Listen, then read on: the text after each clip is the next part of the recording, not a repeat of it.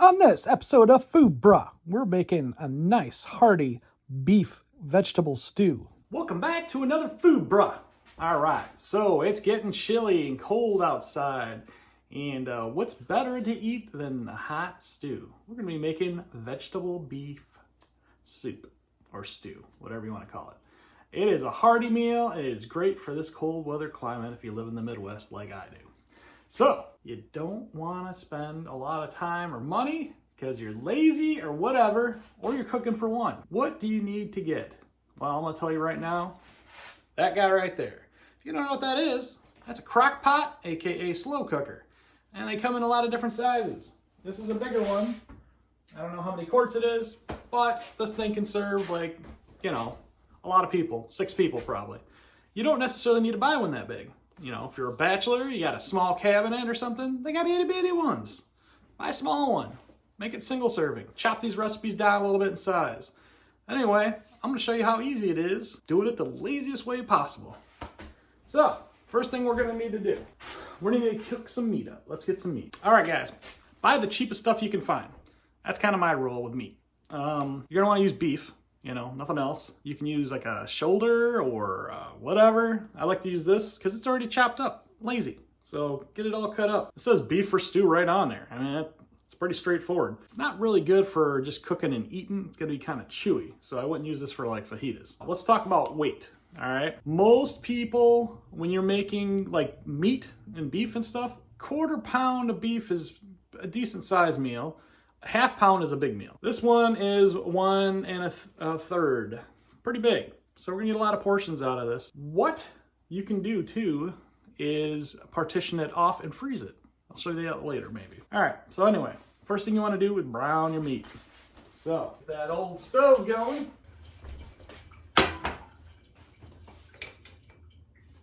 So back to lazy again. This recipe, you definitely don't want to skimp on this, is going to require some fresh onion. I like white onion.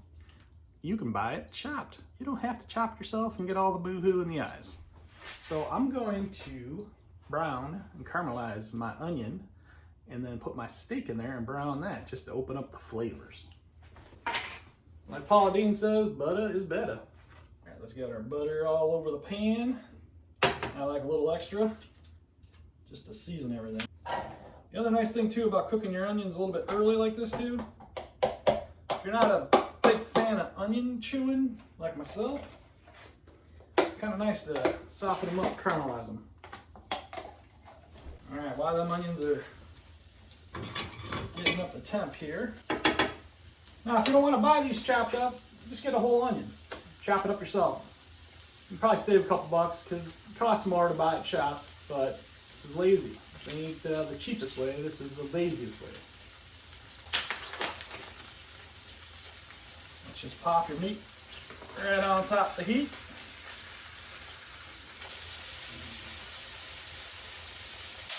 Isn't that looking so good? All right. While that's cooking, I'm going to add a bunch of salt and pepper. Again, I don't measure, I just do it.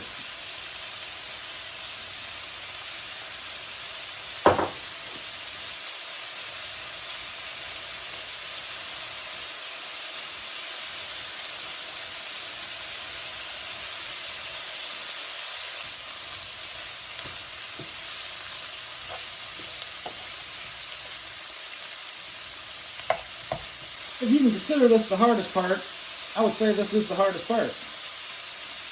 And it's still pretty dang easy. It's almost perfect.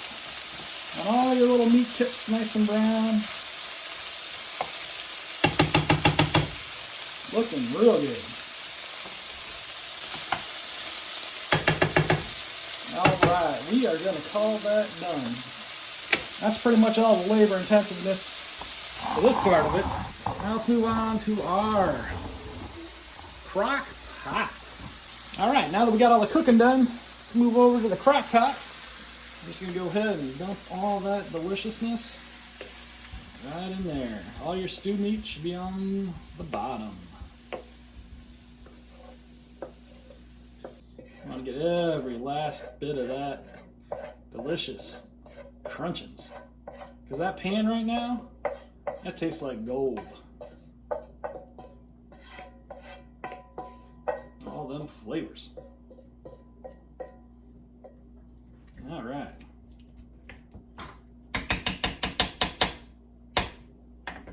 So let's set that aside. All right, crock pot. Might as well turn that on. We're gonna cook this thing on low. This is gonna cook all day, low and slow, guys, low and slow. So 7-8 hours, maybe 9 hours. Back to super lazy. What else can you get canned? Potatoes. You don't even have to cut potatoes. Is it cheaper? No. Is it lazier? Yeah.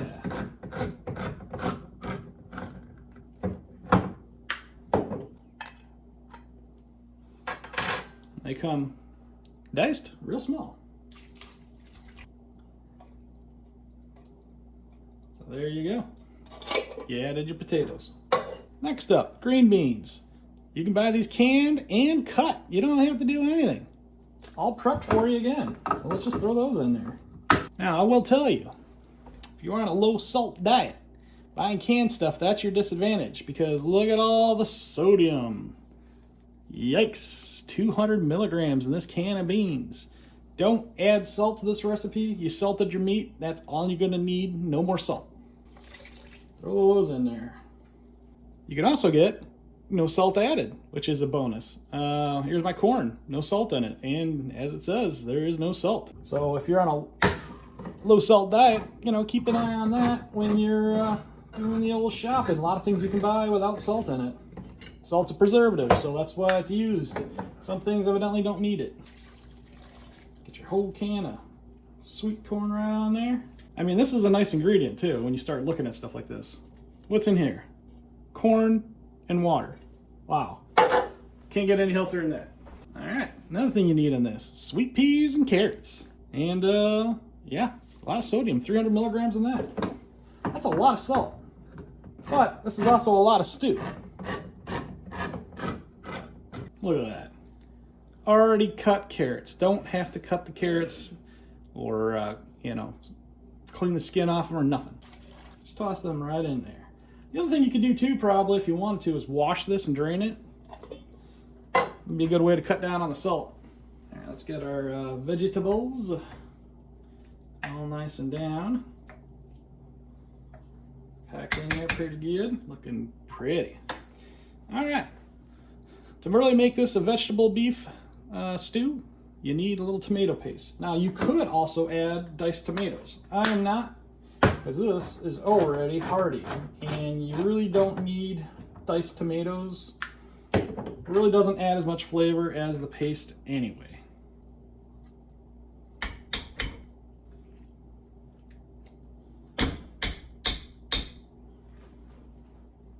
All right, now water. We need to add water to this. How much do you add?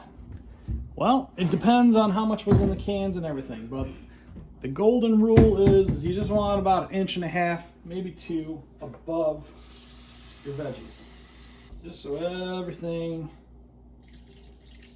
is submerged a little bit. If you're wondering, that was just 2 cups that I added. I think the recipe calls for 5. I'm gonna add 3 because that brings my water line up, and I want a stew, I don't want a soup. If you wanted a soup, add all the water you want. You'll get more servings, which I really don't need because this serves quite a few already, guys. I want to say this is like, man, I don't know, 8 servings this thing yields. So you can feed 4 people twice, or you can feed 2 people 4 times. And that looks pretty perfect here. I just mixed it a little bit, and you know, see how like the water's kind of nice and delicious looking. Already looks on the reddish beef side as nice. All right, one of the other secret ingredients you gotta have is garlic. Yeah, you can buy fresh garlic, spend all day cleaning it and cutting it and doing all that stuff, or you can just buy it in a nice convenient little jar. And the nice thing about this too, it's already measured out for you. You really don't have to worry about it. So 1 teaspoon is 1 clove of garlic. So we need 3 cloves of garlic So it's just 3 teaspoons. Pretty simple. Let's go ahead and get those in there. And I like to do heavy teaspoons. So I love me some garlic. That's a lot of flavor right there. Here's one of my secret ingredients. Right there, this stuff, guys. Better than bouillon. You know those little bouillon cubes you used to buy? Maybe you did, maybe you didn't. Well, this is basically that, but this tastes a lot better. So we need 3. You want to do it lightly on this because this stuff is potent gold. So 3 teaspoons of this. 1. This is our beef base. It's going to really bring out that beefiness.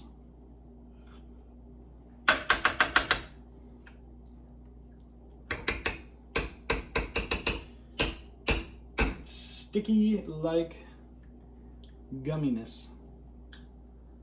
Hard to get it all off. There we go. Got it mostly off there.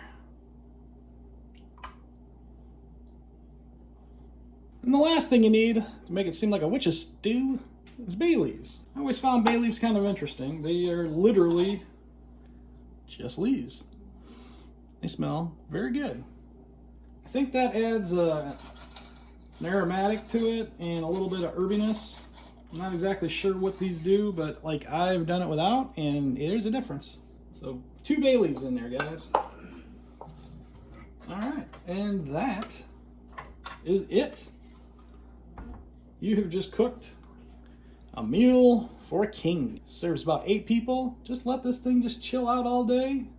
If you're brave, you go to work, come home, you got a nice thing going. Or, you know, just smell it all day and let it drive you nuts. We'll check it out here in about 7-8 hours, see where we're at. It's been about 8 or 9 hours of cooking. Let's see if it's good looking.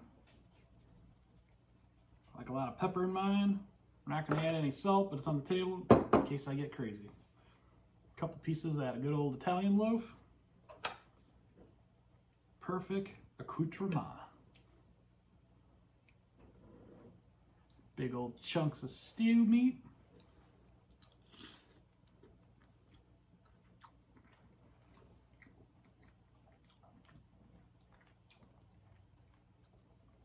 That is absolutely fantastic.